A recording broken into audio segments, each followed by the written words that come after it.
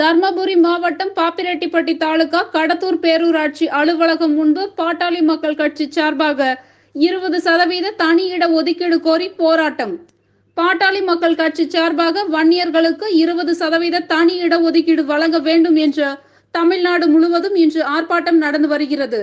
அதன் ஒரு பகுதியாக தர்மபுரி மாவட்டம் கடத்தூர் ஒன்றிய அளவில் பாட்டாளி மக்கள் கட்சி சார்பில் வன்னியர்களுக்கு 20% தனி இட ஒதுக்கீடு, கல்வி மற்றும் வேலை வாய்ப்பில் வன்னியர்கள் குறைந்த அளவே இருக்கின்றோம் என்றும் 6.5% மட்டும்தான் நாங்கள் இடஒதுக்கீடு அனுபவித்து வருகின்றோம்.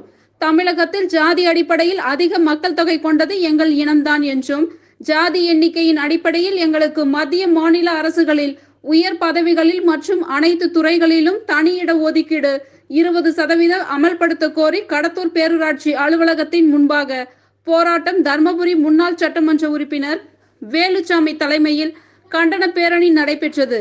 வன்னியர்களுக்கு 20 விழுக்காடு தனியிட ஒதுக்கீடு வழங்க வேண்டி கோரிக்கைகள் அடங்கிய மனு பேரூராட்சி செயல் அலுவலர் செந்தில்குமாரிடம் கொடுக்கப்பட்டது.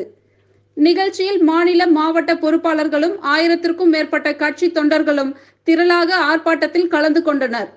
நன்றி.